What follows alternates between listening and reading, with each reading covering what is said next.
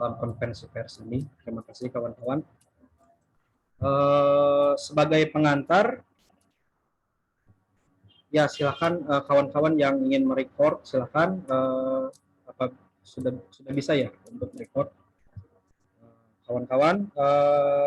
Dalam kesempatan ini kita sudah hadir dan tergabung bersama kita.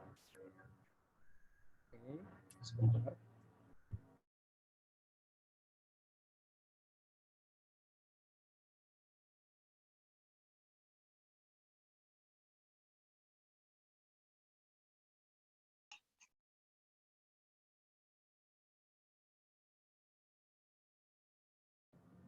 Baik, sudah hadir bersama kita narasumber kita. Yang pertama adalah Rangga Rizky, dia adalah pengacara publik di LBH Bandung. Kemudian ada juga Muhammad Ari, beliau adalah mahasiswa STIE Inaba.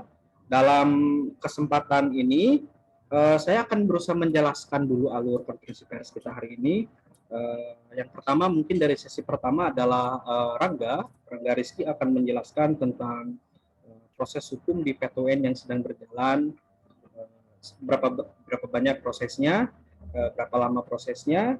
Kemudian Muhammad Ari nanti akan menjelaskan di sesi kedua tentang testimoni dan permasalahan UKT yang menimpa mahasiswa STIE Inaba selama pandemi dari 2020, yang menjadi akar dari permasalahan munculnya SK dropout pada Ari, dan juga respon bagaimana kemudian STIE Inaba merespon demonstrasi dan aksi protes dari mahasiswanya sendiri. Nah, setelah itu kita akan masuk ke sesi tanya jawab. Nanti kawan-kawan boleh raise hand atau menuliskan di kolom chat. Itu silakan. Setelah itu nanti kita akan saya akan memberikan sebuah link untuk rilisnya. Jadi setelah tanya jawab, rilisnya akan disebarkan. Oke, untuk mempersingkat waktu, saya persilakan dulu pertama kepada Rangga Rizky dari pengacara publik LBH Bandung untuk menjelaskan duduk perkaranya seperti apa. Waktu dan tempat saya persilakan, silakan Kang Rangga. Ya, terima kasih Kang Wisnu. Selamat siang teman-teman. Kenalkan, nama saya Rangga Rizky. Saya dari LBH Bandung, sekaligus kuasa hukum dari Muhammad Ari. Nah, pertama-tama mungkin saya akan menjelaskan dulu terkait mengapa sampai putusannya mengajukan gugatan ke Pengadilan Tata Usaha Negara Bandung. Nah, yang perlu dipahami bahwasanya gugatan di PT UN ini kita mengajukan objek sengketanya ini berupa SK atau surat keputusan dari Ketua Sekolah Tinggi Ilmu Ekonomi Indonesia Membangun atau STI Inaba, yang saat ini STI Inaba itu sudah bertransformasi menjadi Universitas Inaba Indonesia Membangun. Nah, kemudian karena objek sengketa tadi atau keputusan tata usaha negaranya ini sudah bersifat konkret, individual, dan final, kemudian keputusan tersebut juga dikeluarkan oleh pejabat TUN atau tata usaha negara yang mana dikeluarkan oleh Ketua STI Inaba. Kemudian dari dasar itulah kita mengajukan gugatan ke Pengadilan Tata Usaha Negara. Nah, kemudian sebelum mengajukan gugatan ke PT UN Bandung, dari prinsipal sendiri yaitu Muhammad Ari, beliau juga sudah melakukan surat keberatan terhadap SK yang diterimanya itu tanggal 10 September 2021. Kemudian atas diterimanya SK tersebut, prinsipal atau Muhammad Ari ini mengajukan surat keberatan yang ditujukan kepada Ketua STI Naba itu di tanggal 15 September 2021. Kemudian sampai waktu yang ditentukan oleh Undang-Undang Nomor 30 tahun 2014 tentang administrasi pemerintahan, karena sebelum mengajukan gugatan ke PT UN ini kita disyaratkan untuk menempuh upaya administratif, yang salah satunya adalah surat keberatan tadi dan juga banding administratif. Nah, di tanggal 15 September tadi mengajukan surat keberatan, namun sampai waktu yang ditentukan tidak direspon oleh Ketua STI Naba atau saat ini Rektor Indonesia Membangun. Kemudian prinsipal untuk melakukan banding administratif yang ditujukan kepada Yayasan Indonesia Membangun yang menaungi STI Naba tadi ataupun saat ini Universitas Naba, dan juga banding ditujukan kepada LLIP wilayah 4. Kemudian surat itu dikirimkan pada tanggal 11 Oktober 2021.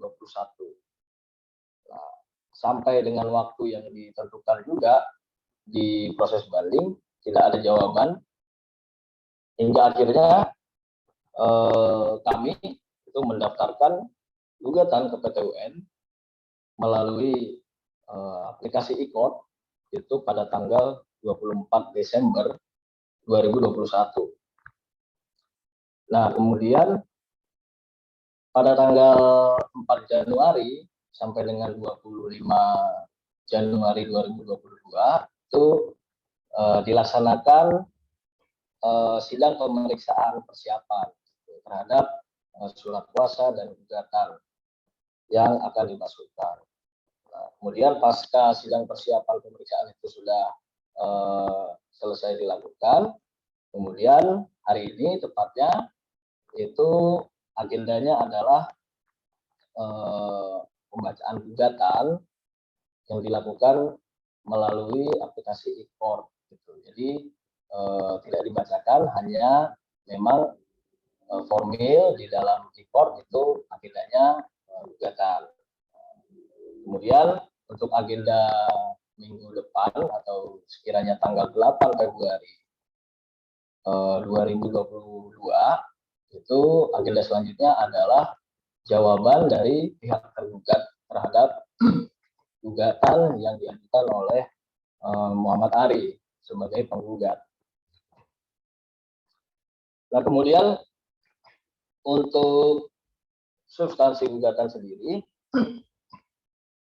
bahwasanya yang kita ajukan adalah terkait objek sengketa ini. Pertama, dia bertentangan dengan undang-undang. Yang kedua, objek sengketanya ini juga bertentangan dengan asas-asas umum pemerintahan yang baik. Selanjutnya di dalam substansi gugatan kita juga memohonkan untuk adanya penundaan pelaksanaan objek sengketa, dikarenakan prinsipal ini sebelum mendapatkan SK drop out ini dia sedang menyelesaikan atau mengerjakan tugas akhir atau skripsi. Nah, sehingga atas dasar itu kita memohonkan kepada majelis untuk memberikan atau mengabulkan penundaan pelaksanaan objek sengketa agar prinsipal atau penggugat ini bisa menyelesaikan tugas akhirnya.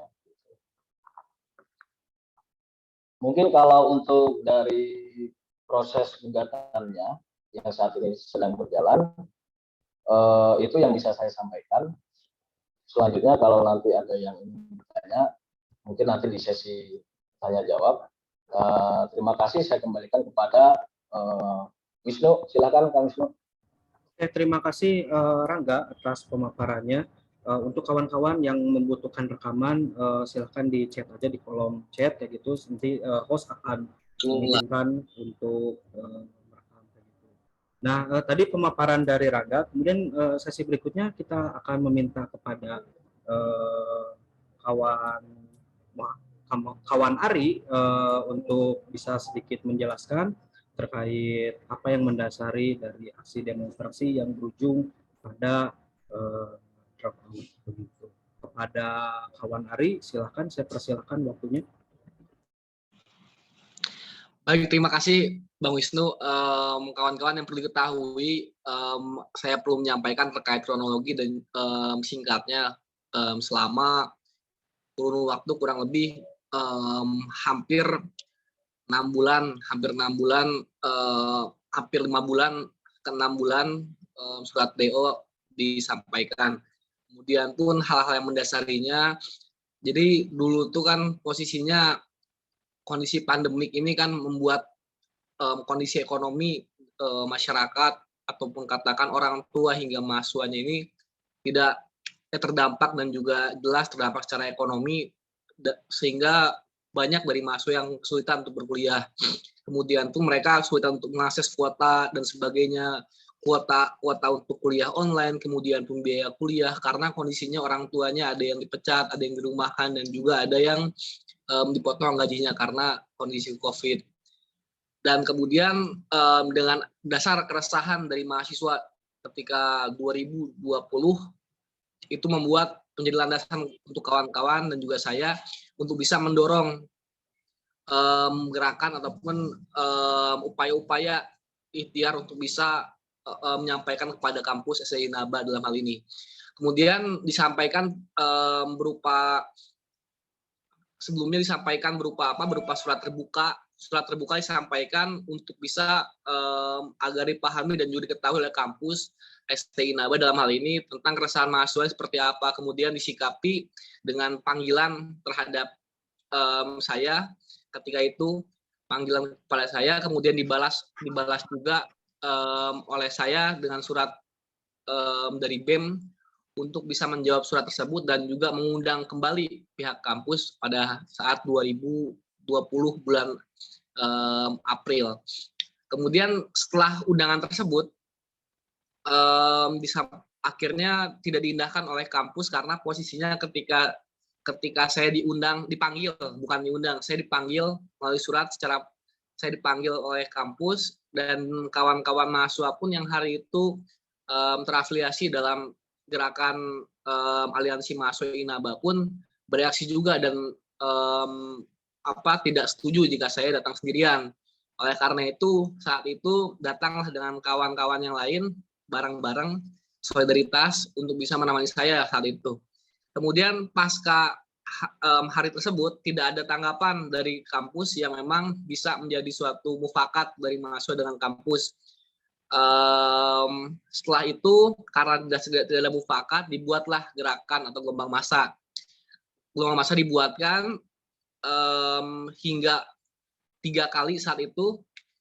Namun dari yang pertama, kedua, dan ketiga tidak pernah menemukan hasil ataupun tidak pernah menemukan kesepakatan karena sejak awal pun STI Naba dalam hal ini pejabat-pejabatnya selalu menyampaikan, dalam hal ini Pak Yoyo selaku ketua STI Naba selalu menyampaikan bahwasanya segala hal berkaitan dengan kebijakan itu ada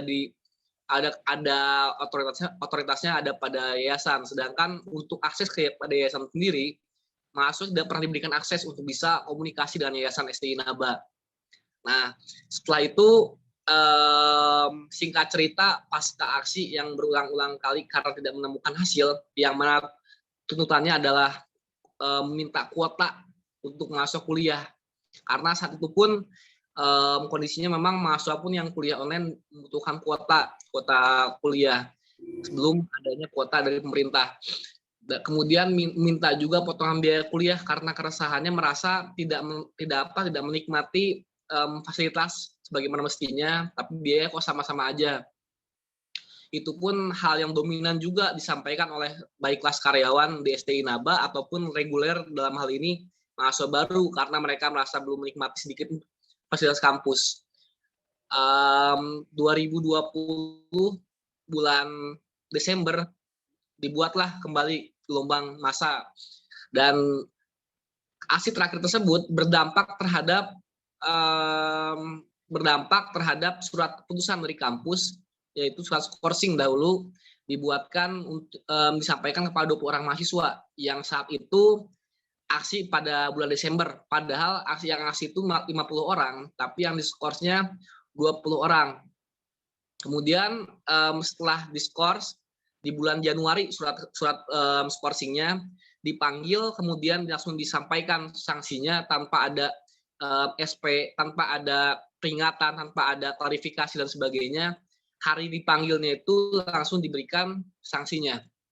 Pasca Januari 2021 berjalan kembali kan, kawan-kawan yang terdampak skorsing menggelarlah aksi solidaritas berupa posko mahasiswa, posko peduli mahasiswa Inaba, posko peduli mahasiswa skorsing STI Inaba.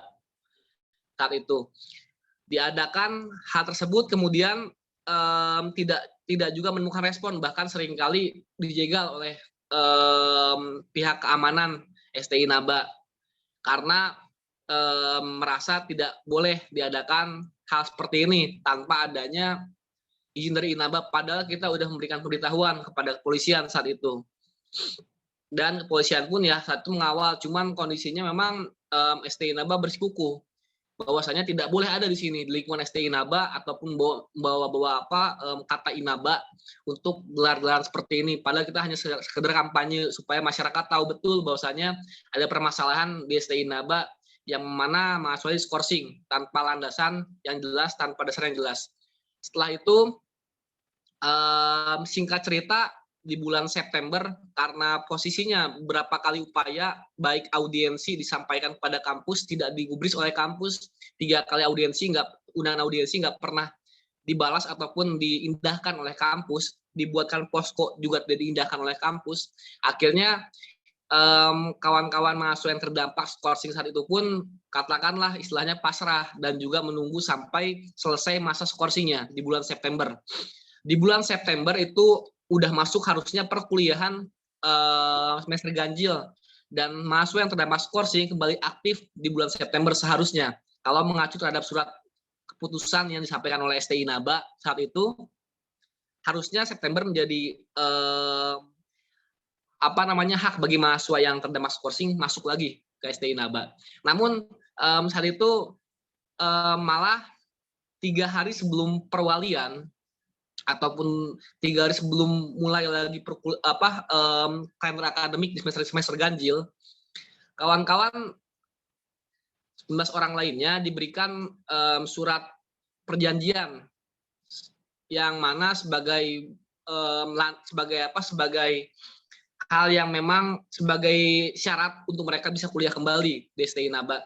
Sedangkan saya pribadi berbeda. 3 hari sebelum perwalian tersebut, saya diberikan surat sanksi drop out melalui email dan juga datang ke rumah nenek saya di Bandung di Jalan Karapitan.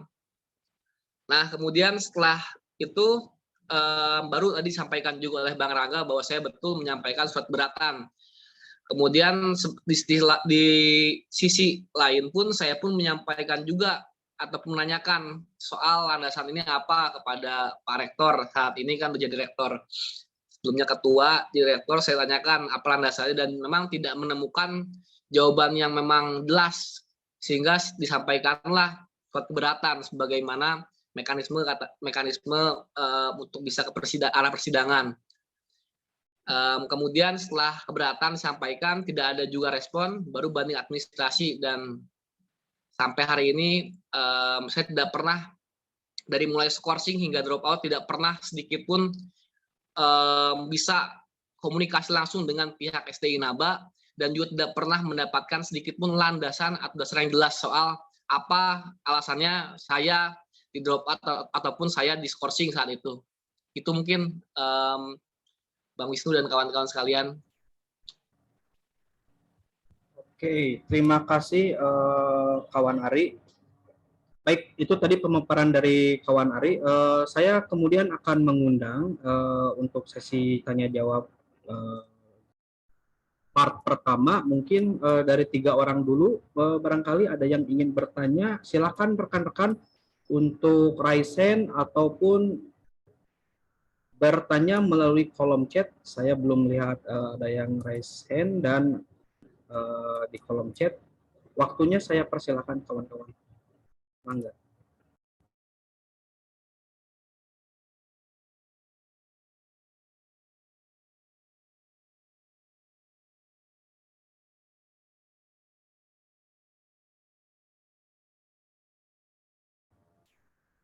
Baik, kawan-kawan, saya mengundang sekali lagi jika ada pertanyaan, respon. Oke, oke, ada pertanyaan dari Bandung Bergerak.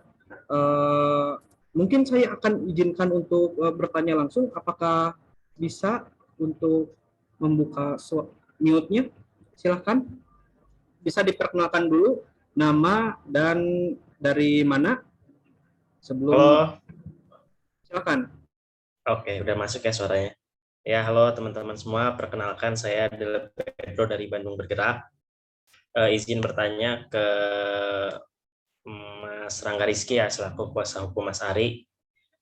Kalau menurut pandangan dari Mas Rangga selaku kuasa hukum Mas Ari, melihat SKDO ini seperti apa gitu? Apakah ini sebagai bentuk arogansi dari kampus gitu yang belakangan juga banyak terjadi di berbagai kampus gitu soal bagaimana demonstrasi atau kritik yang disampaikan mahasiswa kepada kampus dipandang sebagai ancaman gitu. Nah, Mas Rangga Rizky melihat SKDO ini bagaimana gitu, dan kemudian setelah memutuskan untuk digugat ke PT UN, apa ya semacam yang telah ditinjau gitu dari SK tersebut, apakah SK tersebut memang tidak memiliki kekuatan hukum atau ada prosedural yang cacat ketika SK tersebut diterbitkan. Paling mungkin itu dulu pertanyaannya, mungkin nanti setelah dijawab ada yang akan ditanyakan lagi. Saya kembalikan ke Kang Wisnu. Terima kasih. Oke, terima kasih. Ada dua pertanyaannya untuk Rangga. Rangga, apakah akan menjawab dulu? Apa akan menjawab langsung atau kita tampung dulu pertanyaannya? Silakan aja, aku ikut moderator. Oke, baik. Kalau begitu, kawan-kawan ada yang ingin bertanya lagi? Atau kita persilahkan Rangga dulu ya untuk menjawab pertanyaan tadi dari Piero. Silakan Kang Rangga. Ya, oke. Terima kasih Wisnu dan juga Kang Pedro ya. Ya, oke. Untuk yang pertanyaan pertama ya, jadi bagaimana pandangan dari kita terhadap SKDO yang diterbitkan gitu ya, apakah ini sebagai suatu bentuk kalau pertanyaannya apakah ini sebagai bentuk arogansi dari kampus atau tidak seperti itu ya. Kemudian saya akan jawab dulu yang ini. Sebetulnya kalau pandangan kami karena kita merujuknya pada undang-undang, sebetulnya terkait hal ini itu sudah diamanatkan betul di dalam undang-undang dasar tentunya ya, terkait bagaimana hak setiap warga negara untuk mempunyai kebebasan untuk menyampaikan pendapat, pandangannya, gitu kan, baik itu melalui lisan maupun tulisannya. Itu jelas itu diatur di dalam undang-undang dasar. Kemudian secara spesifik lagi, karena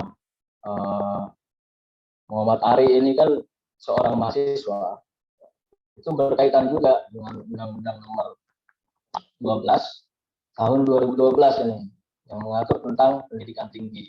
Bahwasanya di dalam undang-undang tersebut sangat jelas mengatur tentang kebebasan akademik ya. Artinya setiap sivitas akademika mempunyai kebebasan akademik. Sivitas akademika ini salah satunya termasuk adalah mahasiswa. Nah, artinya kami memandang ini melihat bahwasanya terbitnya SKDO ini itu bertentangan dengan beberapa undang-undang, sehingga kami memutuskan lah untuk mengajukan gugatan. Kemudian selanjutnya itu ya, apakah memiliki kekuatan hukum atau kejaksaan. Nah, pasca kami mendapatkan SK tersebut dari prinsipal, tentunya kami mempelajari dulu terkait SK tersebut. Nah, kami menemukan beberapa tindakan atau kecacatan di dalam SK tersebut. Nah, tentunya kecacatan ini berkaitan atau bersinggungan dengan asas-asas umum pemerintahan yang baik, yang mana setiap pejabat tata usaha negara dia harus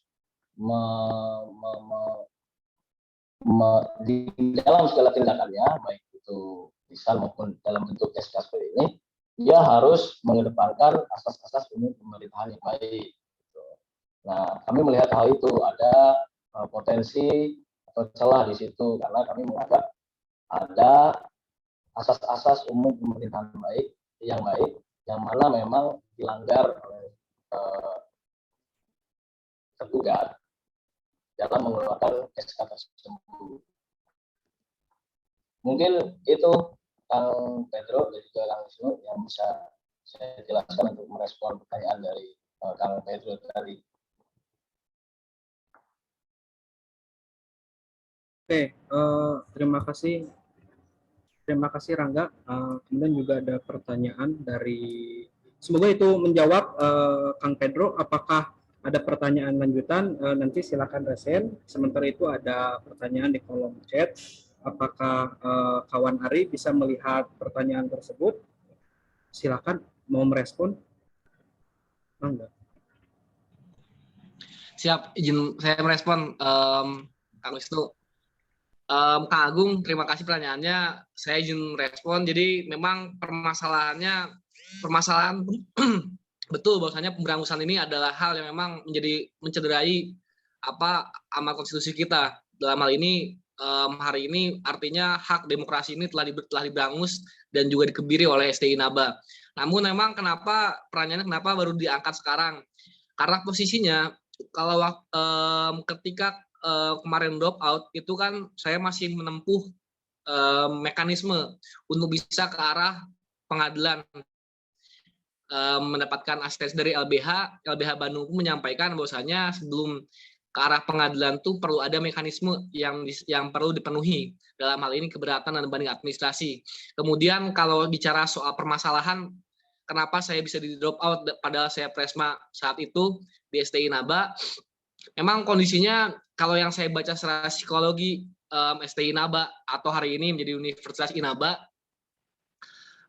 kondisinya memang mereka agresif karena belum pernah disikapi oleh mahasiswa seperti ini.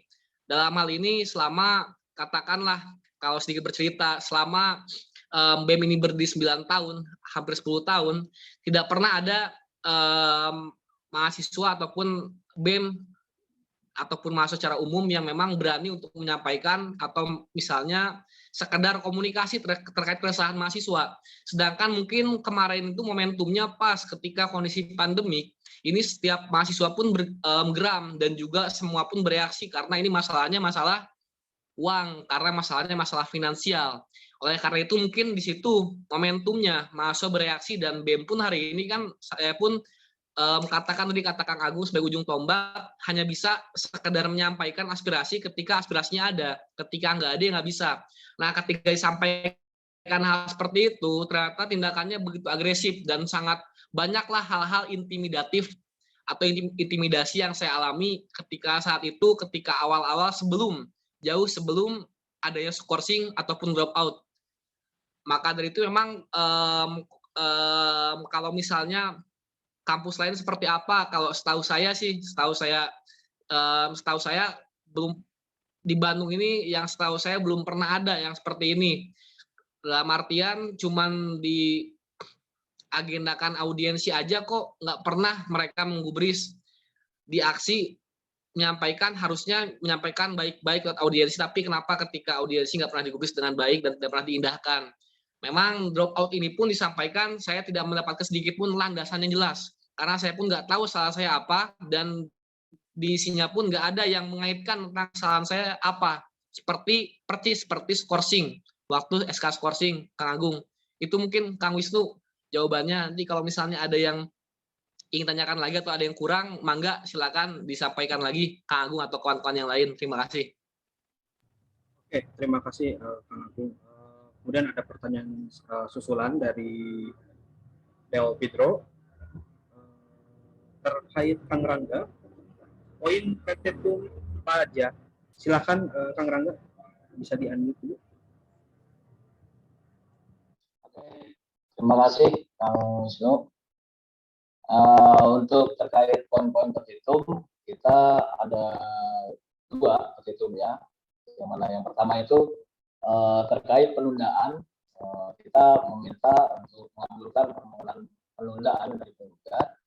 Yang kedua juga meminta mewajibkan tergugat untuk menunda pelaksanaan keputusan tata usaha negara tersebut yang telah dikeluarkan.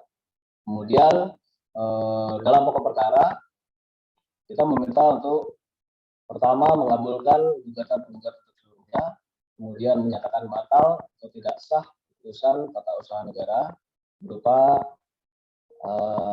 SK dari Ketua Sekolah Tinggi Ilmu Ekonomi Indonesia Membangun. Yang ketiga, mewajibkan tergugat untuk mencabut surat keputusan tata usaha negara tersebut. Yang keempat, juga memerintahkan kepada tergugat untuk memulihkan hak-hak penggugat serta status dan kedudukan penggugat sebagai mahasiswa. Kemudian yang terakhir, menghukum tergugat untuk membayar seluruh biaya yang timbul dalam perkara ini. Mungkin itu Kang Wisnu untuk petitum yang kita ajukan ke Pengadilan Tata Usaha Negara. Baik, terima kasih Rangga. Kawan-kawan, itu sesi pertama kita untuk tanya jawab. Saya berusaha mengundang 2 orang kawan lagi. Apakah ada yang ingin bertanya? Di kolom chat masih dari Pedro. Untuk Mas Ari, dalam menanggapi tuntutan mahasiswa, kampus lebih memilih memberikan sanksi dropout, skorsing, intimidasi, hingga kriminalisasi, ketimbang melakukan audiensi atau diskusi. Mengapa demikian? Dan ini pertanyaan terakhir untuk Rangga.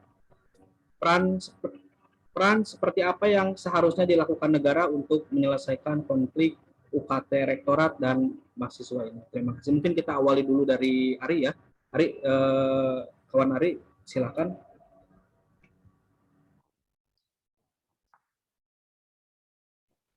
Siap Bang. Jadi mohon diulang Bang. Oke, untuk Ari, kenapa kampus lebih memilih memberikan sanksi dropout, skorsing, intimidasi hingga skorsing ketimbang melakukan audiensi atau diskusi? Mengapa demikian menurut? Siap Bang. Kalau pandangan saya kenapa STI Inaba yang hari ini jadi Univ Inaba ini lebih senang ataupun lebih cenderung mengeluarkan sanksi dibanding adanya bentuk klarifikasi ataupun peringatan ataupun komunikasi baik-baik. Kalau pandangan saya memang kondisinya memang agak sulit untuk dipahami karena posisinya STI Inaba ini kampus yang memang tidak pernah dikritisi sebelumnya. Sehingga ketika dikritisi pun ataupun disampaikan keresahannya, mereka seakan-akan merasa bahwa saya ini provokator, bahwa saya ini orang yang menjadi orang yang menjadi provokator di antara mahasiswa yang lain yang mendorong adanya gerakan ataupun adanya penyampaian aspirasi. Padahal kan ini adalah hal yang memang menjadi amanat konstitusi kita. Seharusnya hal seperti ini menjadi kebebasan demokrasi yang memang dilindungi betul oleh setiap instansi ataupun institusi yang memang apalagi terlebih lagi di sini lembaga pendidikan, dalam hal ini kampus swasta STI Inaba yang seharusnya bisa menjaga betul bagaimana caranya menciptakan lingkungan pendidikan yang memang sebagaimana arahan ataupun sebagaimana perintah dari konstitusi kita. Nah, memang sikapnya yang cenderung berbentuk sanksi dibanding klarifikasi, pandangan saya pribadi, kampus tidak mampu menyelesaikan permasalahannya, sehingga mereka cenderung ketika seandainya ada yang bereaksi ataupun menyampaikan aspirasi, langsung dibunuh dan juga dimatikan ruang geraknya untuk bisa menyampaikan aspirasi, karena merasa tidak pernah bisa menerima dan enggan untuk menerima masukan, karena merasa mungkin kami ini adalah mahasiswa, anak kecil, sedangkan mereka orang tua yang tidak seharusnya anak-anak ini komentar pada orang tuanya. Itu kalau yang saya pandang dan juga saya coba adopsi dari hal-hal yang memang selama ini saya alami dan saya temukan di kampus tersebut. Itu mungkin Kang Wisnu. Terima kasih Kang. Oke, kemudian untuk tadi pertanyaan terkait ini ya, terkait peran seperti apa yang harusnya dilakukan negara untuk menyelesaikan konflik antara UKT, penyelesaian UKT antara rektorat dan mahasiswa ini. Anda mungkin bisa menanggapi.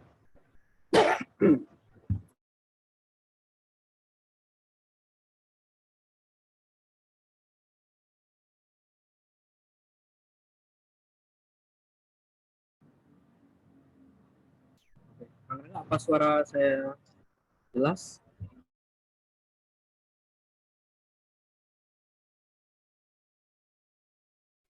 Putus-putus Kang, punten Kang.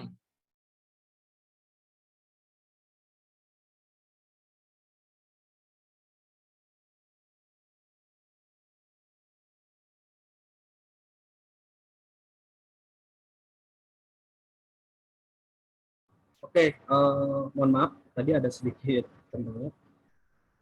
Kang Rangga, silakan mau merespon.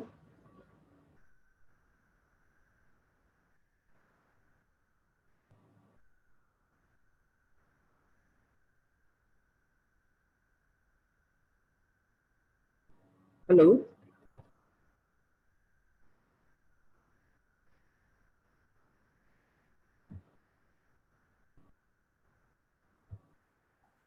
Ya, no. Ya, Rangga, apa suara saya terdengar? Jelas ya? Ya, sekarang Oke, ya. Tadi ada. oke, oke. Silakan Rangga. Tadi pertanyaannya, peran seperti apa yang harusnya dilakukan negara? Terkait ini ya, Konflik. peran negara untuk menyelesaikan UKT ini ya. Ya, betul.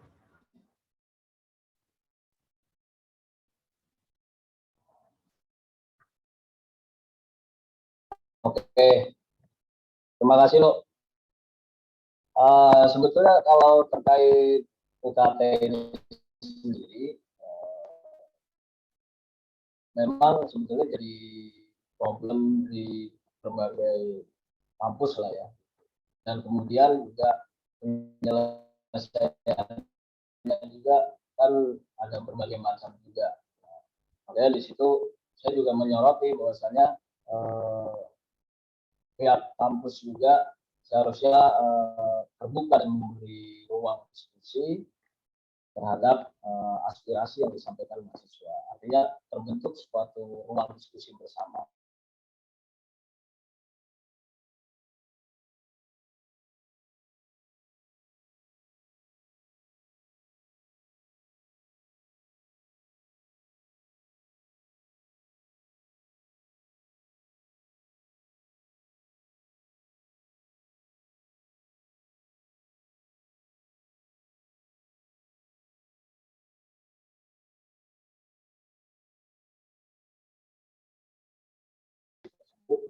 Mencari titik temu. Gitu. Nah kalau di kasus Ari sendiri juga sebetulnya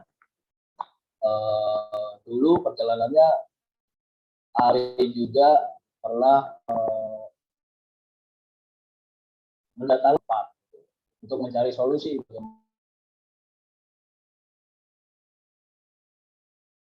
Juga angkat tangan, padahal dari LLDT itu dia yang berwenang untuk istilahnya mengawasi dan melakukan pengawasan dan sebagainya, itu menjadi wewenang LLDT. Namun pada saat itu LLDT angkat tangan lah seperti itu. Nah, artinya kan kalau dalam kasus Ari ini memang Ari sendiri dan bersama untuk diskusi dan sebagainya, tapi kan justru pada saat ingin melakukan itu justru kan responnya memang tidak bagus gitu. Artinya sampai dikeluarkan SK skorsing dan SKDO terhadap Ari ini kan itu jadi salah satu bentuk pembungkaman ya terhadap aspirasi pendapat yang disampaikan oleh mahasiswa ini. Mungkin itu Kang Wisnu kalau pandangan dari saya. Tapi perlu ada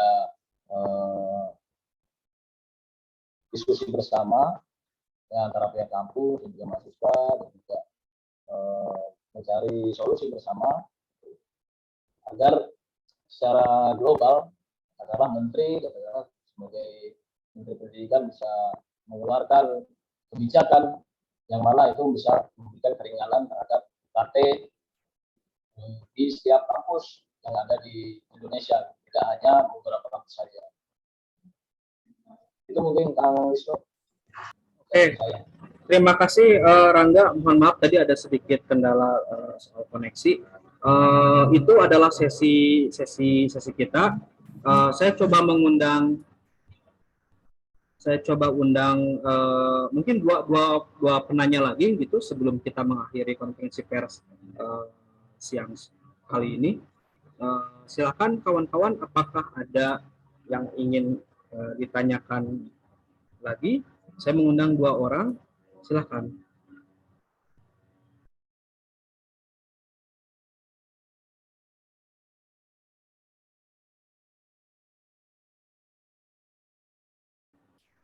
Oke, nampaknya belum ada yang bertanya.